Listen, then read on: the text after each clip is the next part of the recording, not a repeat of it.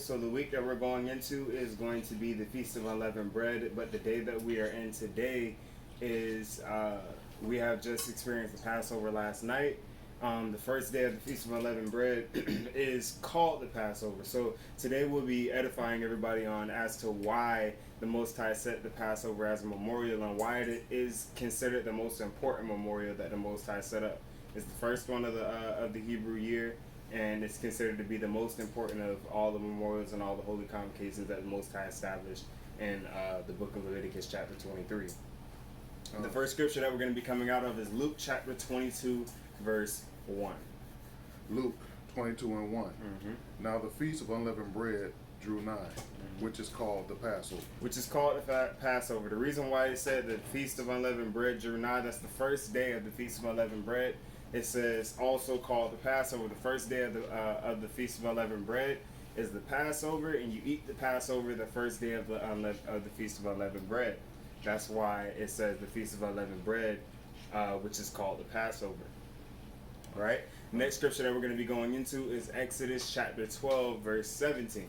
Exodus chapter 12, verse 17. Mm-hmm. And ye shall observe the feast of unleavened bread. For in this selfsame day have I brought your enemies out of the land of Egypt. Therefore shall ye observe this day in your generations by an ordinance forever. Okay, so he makes it clear in Exodus chapter 12, upon the deliverance of Israel, that this day will be remembered as a memorial. Why? Because in this specific time period, we're looking at a great nation in Egypt. This is the most powerful nation that's on the face of the earth at the time.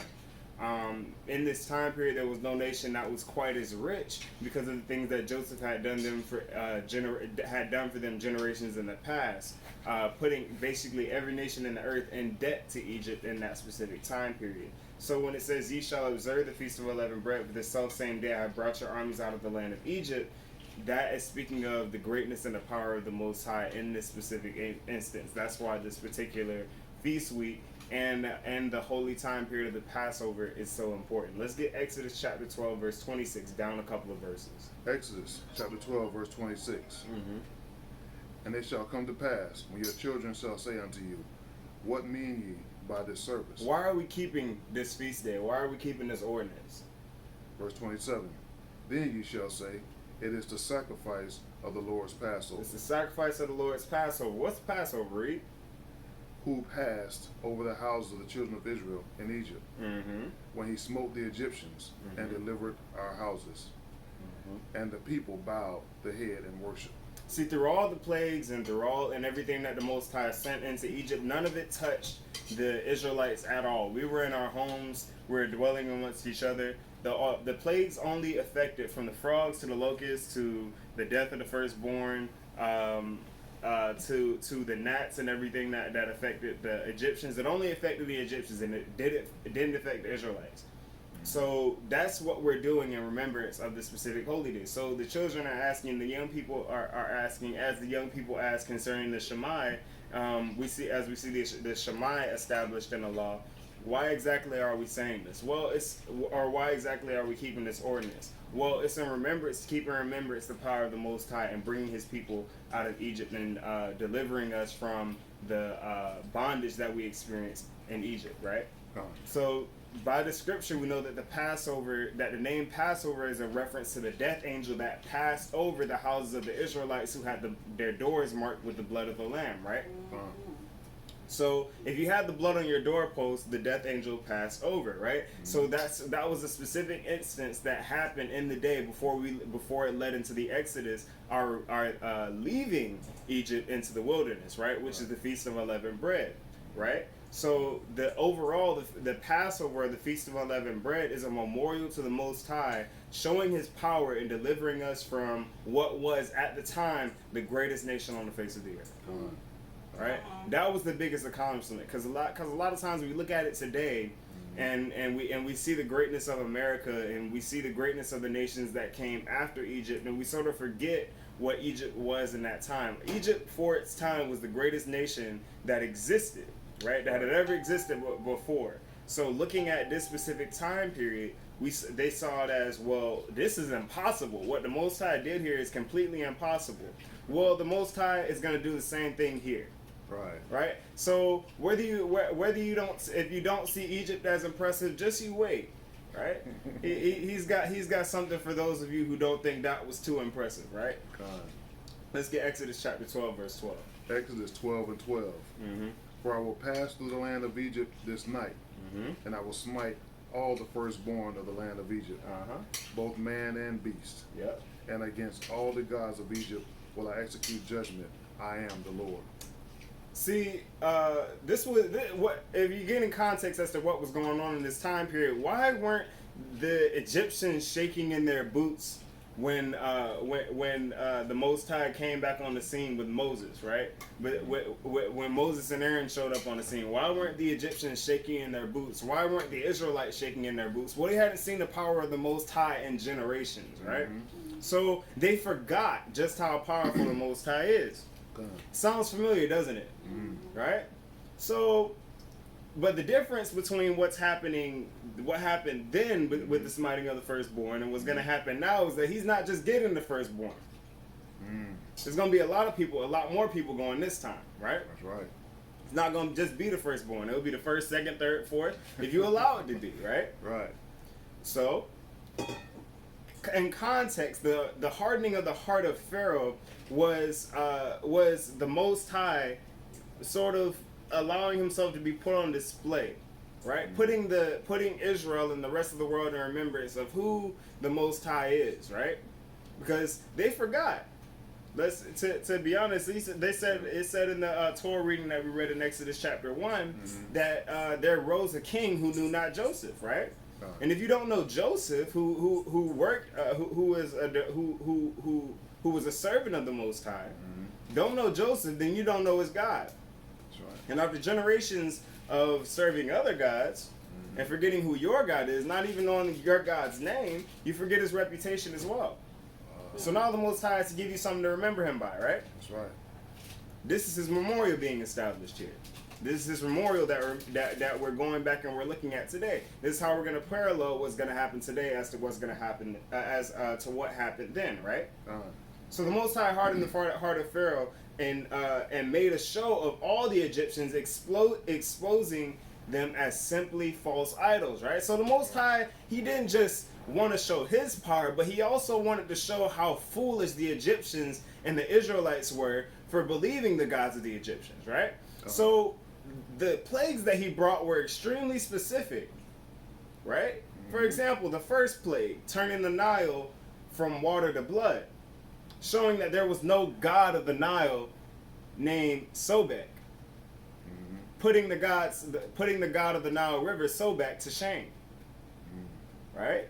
And then darkening the sky for 3 days and nights, showing that there was no sun god, Ra. That's right. So he made a show not only of the Egyptians, but of their gods as well. That's right. Showing that their gods pale in comparison to him. That's right. Because Ra couldn't prevent the sun from going dark, could he? Sobek couldn't turn that river back from blood into water. Only the Most High could. Right? So the Most High did a lot more in this specific time period than we see, right?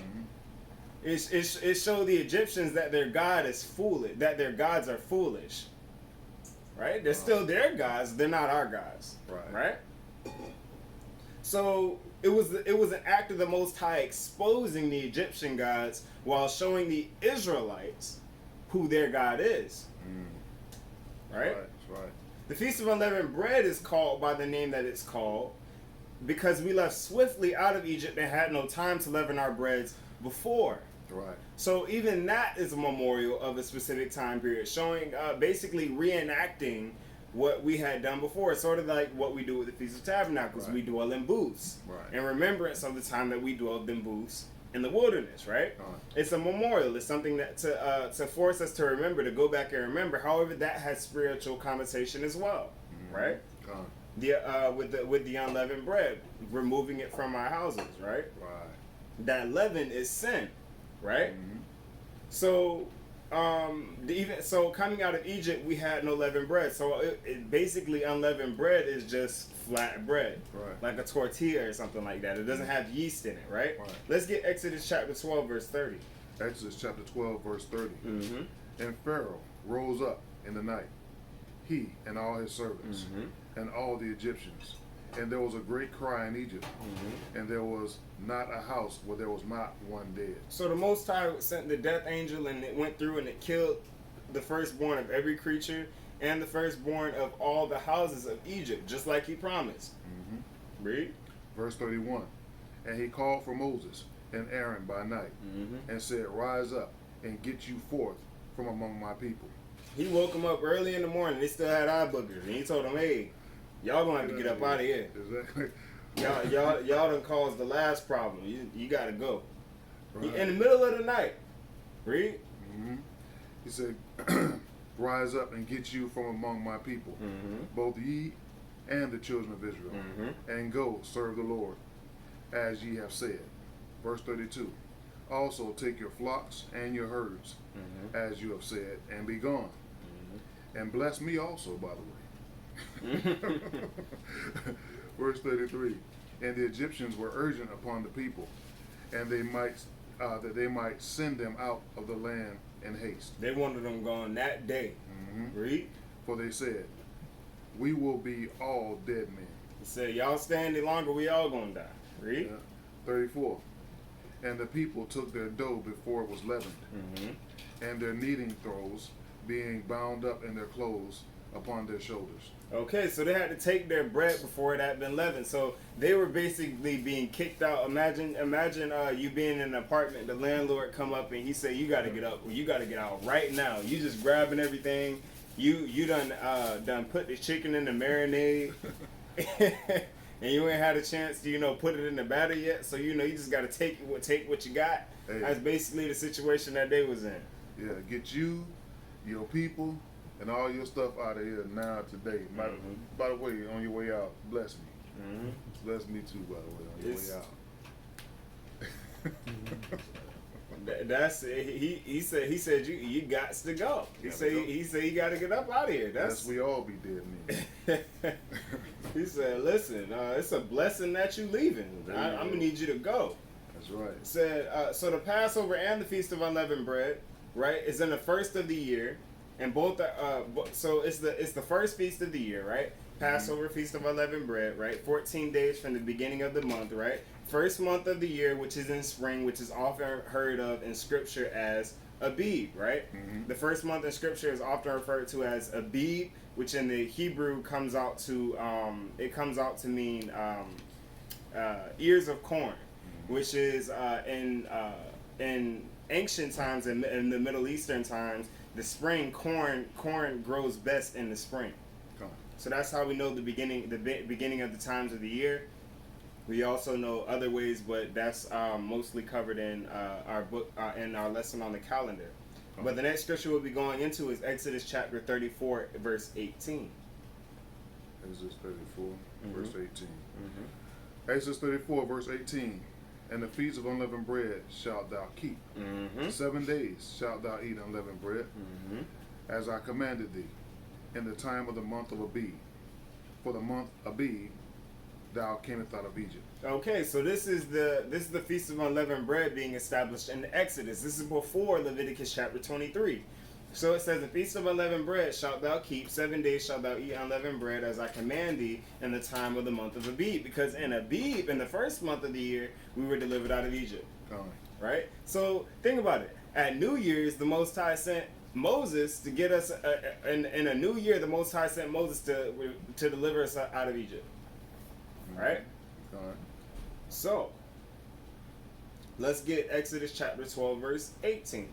Exodus 12 and 18. In the first month, on the 14th day of the month at even, ye shall eat unleavened bread until the 1/20th day of the month at even. Okay, so starting at the evening of the 14th day, right, which is a Sabbath, is the Passover, which also marks the beginning of the Feast of Unleavened Bread. right? So you're eating unleavened bread, and you can't have any leaven for the next 7 days to the 21st day, right? So that's exactly 17 days. That's exactly 7 days from the 14th to the 21st, right? That's the law, right? The Most High made it clear that during this feast there are to be no leavening agents used in your food. So what do you do during this time period? Check all of your packages before the feast day comes. Check all the packages. Look at everything. Whatever has leavening agents in it, toss it. Right? Or do your best a month in advance, or a couple of weeks in advance. Whenever you do your shopping, maybe a week or two in advance. Just stop buying things with leaven in them. So that way, when you get to that time period, you don't have to waste and throw things away. Right? So there's a couple of different ways you can go about doing that, but ultimately, no leavening agents. Right? And like I said, just as the Most High commanded us to dwell in booths during the Feast of Tabernacles, that wasn't a suggestion, that was a commandment. You sleep in a tent during the Feast of Tabernacles. Right? Let's get Exodus chapter 12, verse 19, the very next verse. Exodus 12 and 19. 7 days shall there be no leaven found in your houses. For whosoever eateth,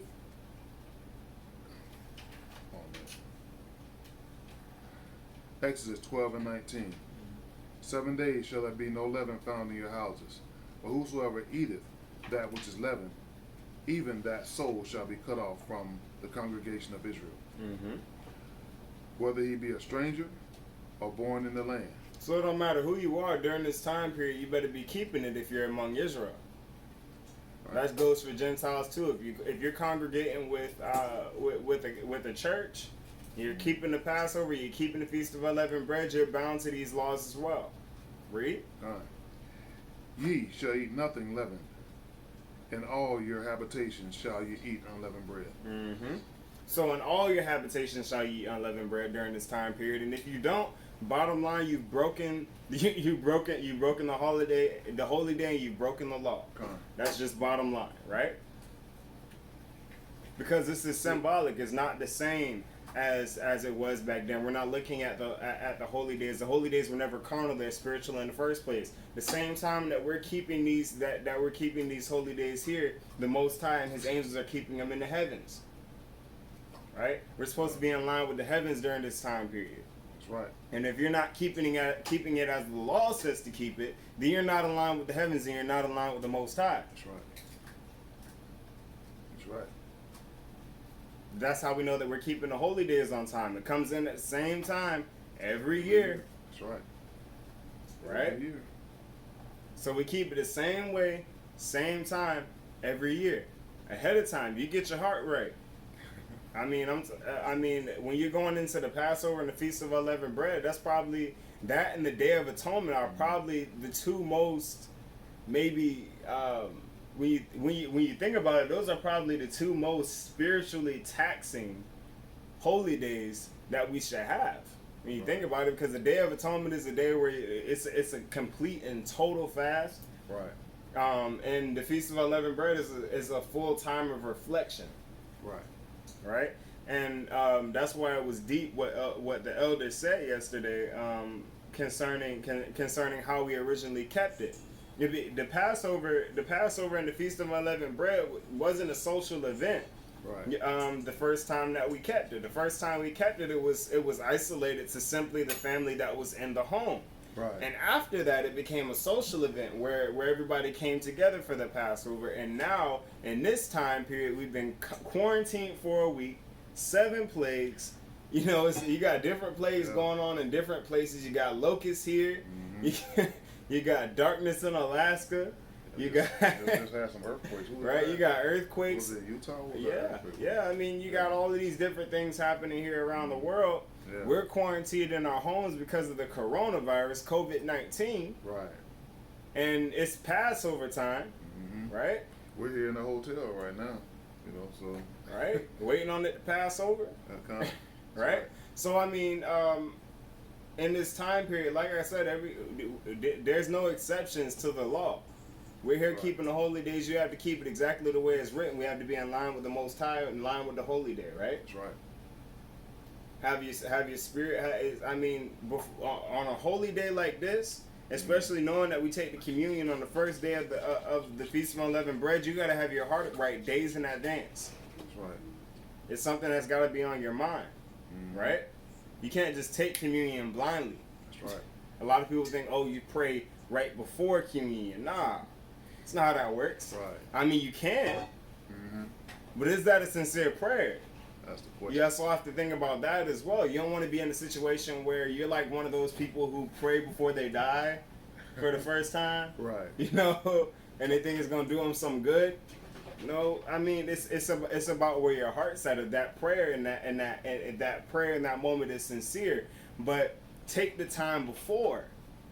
Take the time before to understand and fully pray and meditate about what it is you're about to go into. Yeah, examine yourself. Exactly. Examine your condition. Don't just do it blindly. Don't just follow through with it without taking careful consideration of your condition at that time. Exactly. All right. Let's get Exodus chapter 12, verse 16.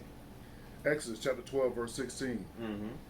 And in the first day, there shall be a holy convocation. The first day is the Sabbath.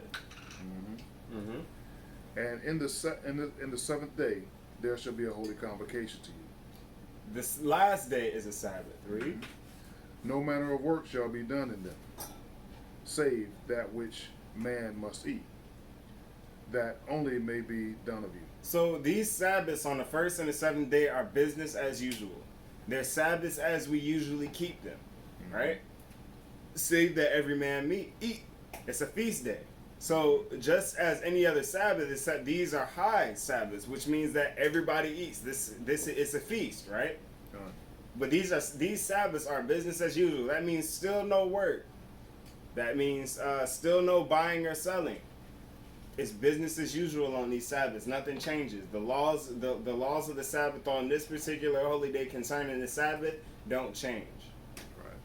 Right? Exodus chapter 12, verse 21, going back up in this same chapter. Exodus 12 and 21. Then Moses called for all the elders of Israel and said unto them, draw out and take you a lamb according to your families and kill the Passover. So every elder over every family had to kill a lamb for their own house, right? And what they did was they took the blood from that particular lamb and they put it on the doorpost, right? And they would they would eat that lamb the next day, right? Because every sacrifice was eaten, right? So in this time period, we do not keep that the same way. Why? Because Christ was the Passover lamb. Keep in mind, Christ was taken during the Feast of Unleavened Bread, right? He was taken on the directly after that Sabbath ended, right? He did communion with them that night. He was betrayed by morning, right? So by the time that morning came on the next day, he had already been sold out, right? Right. So the Passover lamb now is Christ, right? So he was the last sacrifice. We don't need to sacrifice, kill a lamb anymore to appease the Most High. We don't have to make that specific sacrifice. That's right. Anymore, right? And it's through him that we'll receive the same deliverance as we received by Moses the first time, right? Moses can't lead us out of this captivity, right? The Old Testament said that there shall come one mightier and greater than you. Right. That's what the Most High told Moses. Right.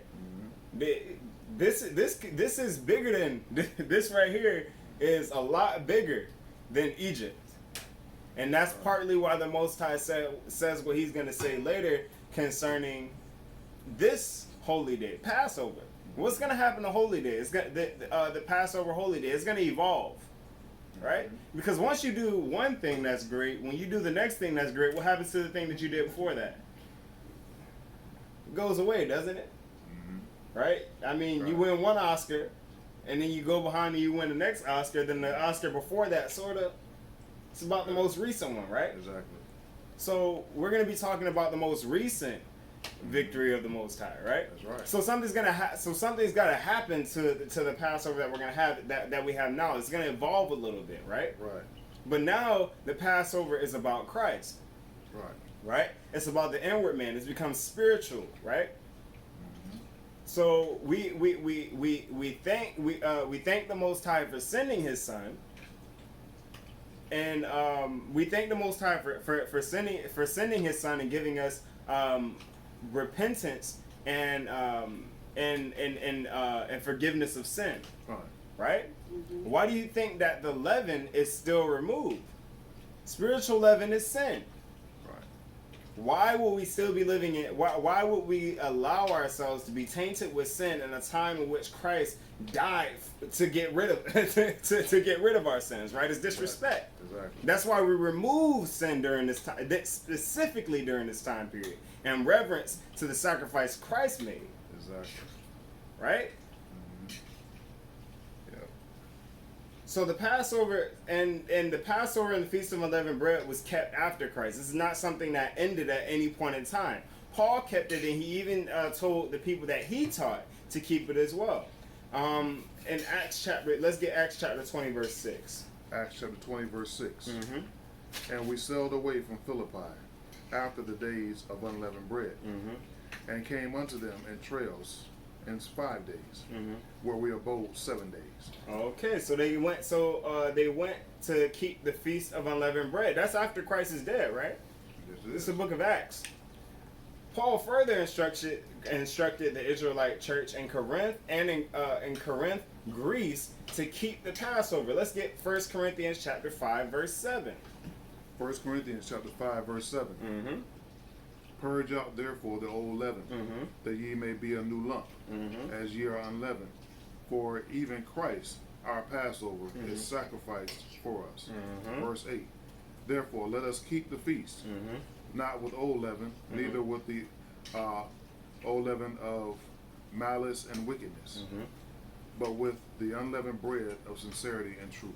Okay, so this makes it even clearer as to what the feast means now, as opposed to what it's meant in the past. It says not with the old leaven, right? Neither with the leaven of malice and wickedness, right? So we're leaving behind two things, right? So what we're seeing is sort of the evolution of this holy day, of this particular holy day already, with the coming and the sacrifice of Christ, right?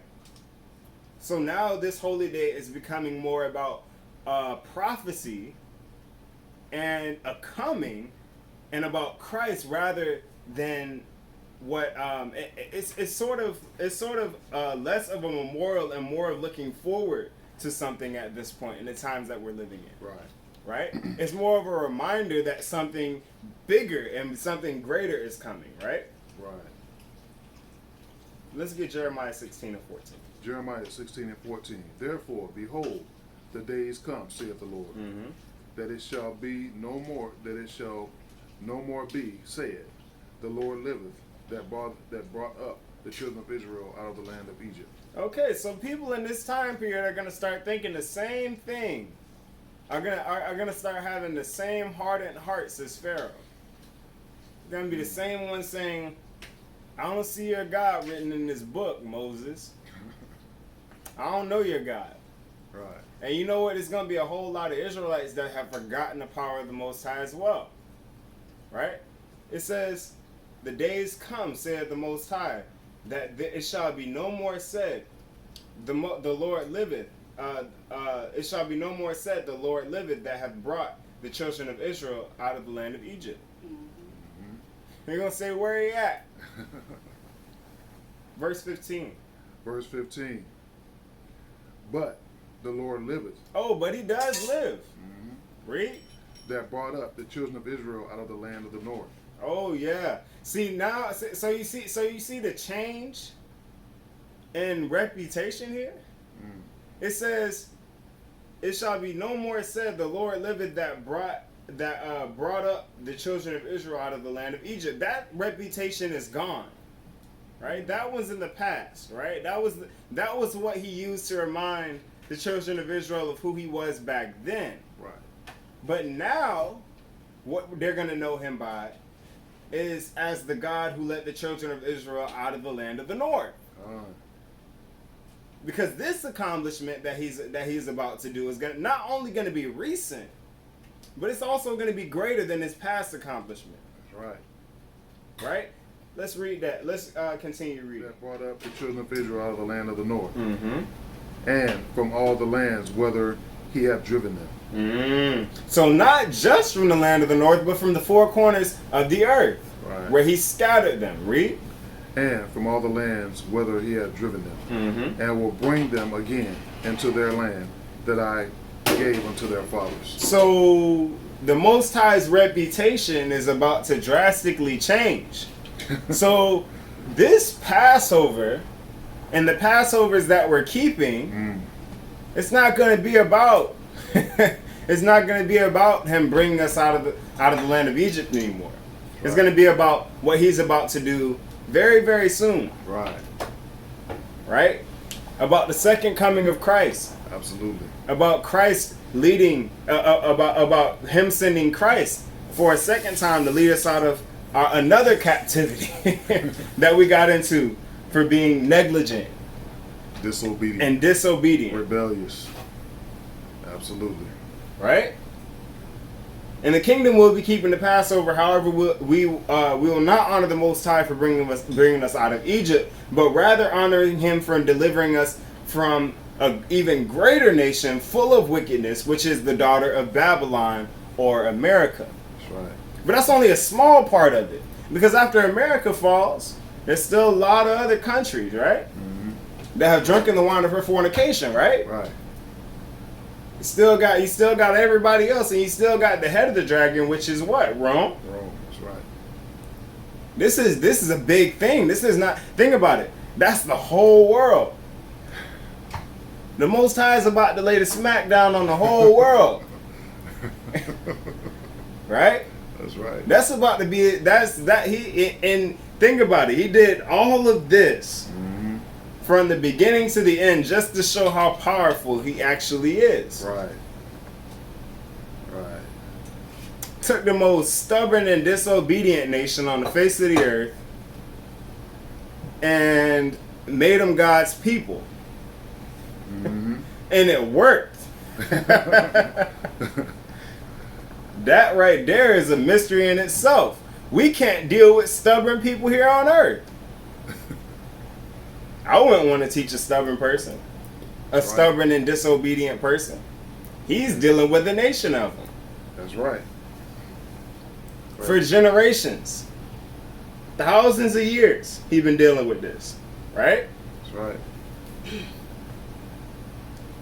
So, as we continue forward in this Passover and Feast of Unleavened Bread, we must keep in mind not only giving honor and reverence to the Most High for what he did in the past for our forefathers, but also giving thanks and reverence to him for what he's going to do and what he's doing for us right now. That's right. Right? For showing himself in today's time. Right? That's right. Because the end is near. We are in the last days. This Passover is very significant. This Feast of Unleavened Bread is very significant and it's symbolic. We are in the last times, right? That's right. So as we go forward, you give thanks, you pray. We remove the spiritual leaven as well as the physical leaven. That's right. Keep Christ in our minds. Remember the prophecies, right? Keep the Sabbath as we're supposed to. Feast, fellowship, right? Right. Treat our brothers as we're supposed to in this time period. You know, it's a fun time for everybody. You know, although it's a time of prayer and supplication to the Most High, we also are supposed to have fun with our brethren, eat. That's right. You know, that's what this is all about, right? That's right. So, With that said, hold on, let's work real quick. With that said, we'd like to send greetings to our family over in Sierra Leone. Bless you all, House of Judah, Sierra Leone, bishop, elders, all our leadership there, and our family at large. Bless you all. Happy Feast of Unleavened Bread, Passover. Happy Passover. Y'all come on over and and see you. Greetings to our brothers and sisters. We're sort of we're in a hotel right now, You know, but hey, the work must continue. All right, all y'all come on in. Shalom. All right. Bless our brothers and sisters over in Sierra Leone. No. Get in there. All right. Shalom, everybody. Hope you are blessed by the lesson. It was we understand it was short, quick, a lot of precepts. Definitely go back, pause if you have to. But definitely in this time period, in the time of trouble for everybody around the earth, we know that there's the scriptures, and Baruch says that where can we be safe from this tribulation? And it says there's nowhere. So we're all going through something that may be different, but stay in prayer, stay prayed up, stay spiritually strong, brothers. Iron sharpens iron. It can continue to urge each other to continue in the faith, and that's the way we're gonna get through this in these last times. And stay prayed up, know the prophecies, and we're gonna we'll soon see Zion. It's almost over. That's right. It's almost over. Right? Jacob's trouble is coming to an end. That's it. All praise to the Most High for that. All praise to the Most High. Haya b'Hashem Yeshaya wa Rawak. And with that, we will say Shalom. Shalom. Shalom.